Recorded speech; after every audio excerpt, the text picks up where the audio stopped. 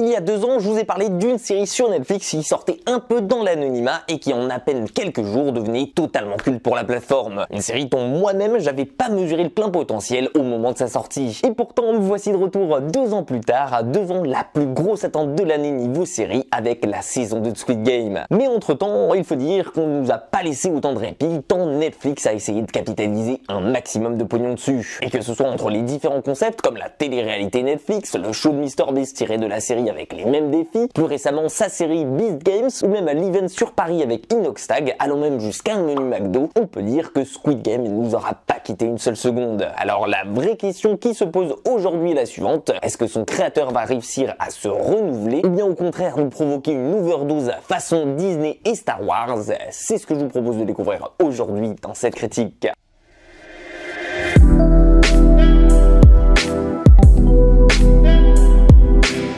Squid Game 2 reprend donc 2 ans après les événements de la saison 1 et se déroule sur la même temporalité que la nôtre, à savoir en 2024. Et si vous aviez vu la première saison, vous vous rappelez sûrement qu'à la fin de cette dernière, Guillaume refusait de tourner la page et d'encaisser son chèque sur le dos de la mort des 455 autres participants. Et au lieu de prendre l'avion, de rentrer chez lui et surtout de repartir de zéro comme il aurait pu le faire, il a préféré se cacher pour préparer ici son grand retour dans le jeu, afin cette fois-ci de prévenir et d'espérer sauver la plupart des candidats, mais surtout mettre un terme à ces jeux horribles. Car il faut dire qu'entre-temps, ces remords se sont transformés en une véritable rage, et surtout en volonté de se venger des organisateurs des Squid Game. Mais pour y parvenir, vous imaginez bien que tout seul, il ne peut rien faire. Surtout qu'il est le seul survivant de ces jeux clandestins et que personne ne le croit réellement. Et c'est donc à force de travail acharné au cours de ces 3 dernières années d'enquête que notre cher protagoniste va engager à ses côtés les meilleurs hommes, mais surtout les meilleurs mercenaires sur le marché pour l'aider dans sa quête qui semble totalement perdue d'avance. Alors vous l'aurez donc compris, cette saison 2 va vous plonger directement dans l'action, mais cette fois-ci d'un point de vue plus extérieur au jeu, car au lieu de nous renvoyer directement au cœur même de ces jeux clandestins sur l'île aux côtés des autres participants, cette fois-ci le show va prendre le temps d'amener une autre tournure plus noire et surtout plus vengeresse à l'histoire. Car en effet, et dès le début de ces premiers épisodes, nous allons suivre ici un jeu du chat et de la souris qui est inversé, à savoir qu'ici ce sera Guillaume qui va mener la danse dans une traque sans merci pour retrouver les organisateurs du jeu. Et pour ça, il a un plan très simple. Une fois ces derniers retrouvés, se faire renvoyer sur l'île, surveiller de près par ses équipes depuis l'extérieur, afin de participer une nouvelle fois au jeu et de les saboter depuis l'intérieur, mais surtout rencontrer les créateurs et leur faire fermer boutique pour de bon. Bon alors,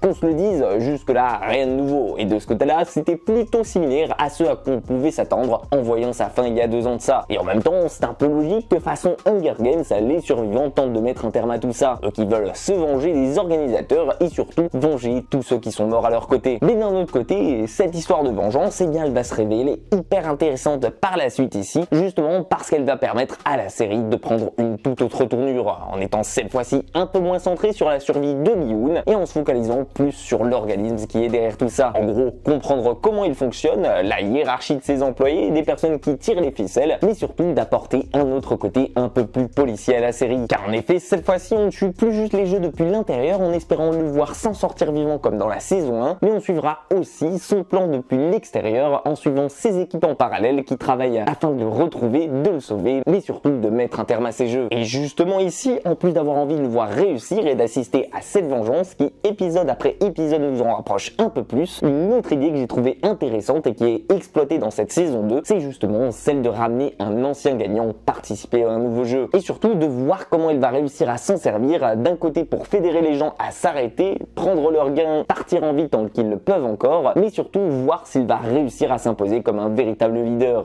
et se faire écouter au vu de son expérience, ou bien si au contraire les gens vont être méfiants envers lui. Et je pense justement que c'est cette dualité qui agit comme un effet miroir de la première saison qui est en réalité la plus intéressante à suivre ici au cours de cette 2e saison. Parce que comme vous pouvez déjà l'imaginer, il va y avoir forcément 2 équipes qui vont se former ici. D'un côté ceux qui voient en lui un héros qui s'en est déjà sorti et qui est devenu millionnaire et qui représente donc leur chance de s'en sortir vivant, qui est donc bien entendu tout le contraire qui essaie de leur faire comprendre, et de l'autre au contraire il va y avoir tous ceux qui vont le croire, qui n'auront pas envie de mourir ici et qui vont voir en lui un sauveur à suivre coûte que coûte pour s'en sortir en vie. Et bien entendu au cours de ces 7 épisodes, vous pourrez compter bien entendu sur 2 nouveaux persos tout aussi complexes mais surtout intéressants à suivre pour l'occasion et qui auront chacun une raison appropriée et légitime de participer à ces jeux, que ce soit par exemple un flambeur invétéré, accro et rempli de dettes, un homme richissime et mystérieux qui semble avoir dégringolé de la société, une mère de famille qui s'est sacrifiée pour les dettes de son fils, une ancienne icône du rap qui est totalement fauchée, ou même un arnaqueur lui-même victime de ses propres coups. Tout comme dans la première partie, la saison 2 prendra un malin plaisir à nous torturer ces personnages et surtout à nous révéler au grand jour leur véritable personnalité face à la mort qu'ils vont affronter. Mais je vous préviens, tout comme dans la saison 1, je vous conseille de ne pas trop vous attacher à eux. Malheureusement, il n'y a pas que du bon ici, là où cette saison 2 pourra un petit peu vous décevoir, c'est dans la réutilisation de ces décors qui sont exactement quasi pareils que les premiers, de ces environnements qui sont déjà connus et bien entendu par les thématiques qui resteront globalement les mêmes que dans la saison 1. Donc forcément ici, vous pouvez dire adieu à l'effet de surprise sur lequel tout reposait dans la hype de Squid Game. Encore heureux que la série prenne ici quand même une autre tournure et ne nous fait pas copier la saison 1 en nous réservant tout de même des jeux différents ainsi que quelques surprises tout au long de son récit. Personnellement, j'ai plutôt bien aimé suivre l'histoire de Gi-hun depuis l'intérieur en tant que nouveau leader de ces jeux, tout en suivant en parallèle la traque de son équipe, ce qui permet d'amener ici une dimension d'enquête policière non négligeable et surtout d'éviter de revoir ce qu'on a déjà vécu. Côté réalisation, c'est plutôt classique, rien de folichon, on retrouve le même genre de plan que dans la saison 1, rien de bien fou donc, même si j'ai trouvé et bien aimé cette fois-ci son montage agressif, drastiquement éloigné de la musique classique de la saison 1 pour partir ici sur un côté plus pop, plus fun et surtout plus dynamique qui permet de nous garder éveillés et actifs du début à la fin. Ils ont même essayé d'aborder et de mettre en avant d'autres thèmes dans la série, toujours en lien avec l'endettement, comme par exemple l'addiction aux drogues, la dépendance aux jeux, voire même de survoler un thème un peu plus difficile à aborder comme la transition de genre, un passage que certains trouveront peut-être de trop ici, mais que j'ai trouvé plutôt bien amené, puisque toujours en lien avec la série, concernant le rejet de la famille, la perte de l'emploi, l'impossibilité de refaire sa vie sans argent et surtout la volonté d'être bien dans sa peau. Et pour avoir tenté d'aborder de nouveaux sujets comme ça et pas s'être reposé sur ceux de la saison 1, ben franchement je dis bravo. Alors même si j'ai trouvé parfois cette saison 2 un peu moins sérieuse et peut-être un peu plus enfantine, et qu'à la base je m'attendais à moins d'excitation vu qu'on connaît déjà son principe et que donc forcément il n'y a pas le côté waouh de la première saison, bah je trouve qu'on s'en sort plutôt bien et que son réal a fait un taf exceptionnel, surtout en réussissant à nous tenir en haleine jusqu'au bout et surtout à nous surprendre tout en revisitant les mêmes thèmes, ce qui n'était pas évident vu l'attente qu'il y avait derrière. Et personnellement, croyez-moi que ça fait 2 ans que je me disais qu'il allait totalement soirée. Donc oui, pour ma part, cette saison 2 de Squid Game est totalement valide. Et vous, qu'est-ce que vous avez pensé? Est-ce que cette saison 2 est à la hauteur de la saison 1 et surtout de l'attente qu'il y avait derrière pour vous? Dites-moi tout ça dans les commentaires et surtout dites-moi votre jeu préféré qui a été introduit dans cette saison 2. En attendant, j'espère que ma vidéo vous aura plu. Si c'est le cas, n'hésitez pas à me le faire savoir, à me laisser un petit like, à la partager, bien à vous abonner à la chaîne si ce n'est pas déjà fait. Prenez soin de vous et comme d'hab, nous on se dit à très vite pour une toute nouvelle critique.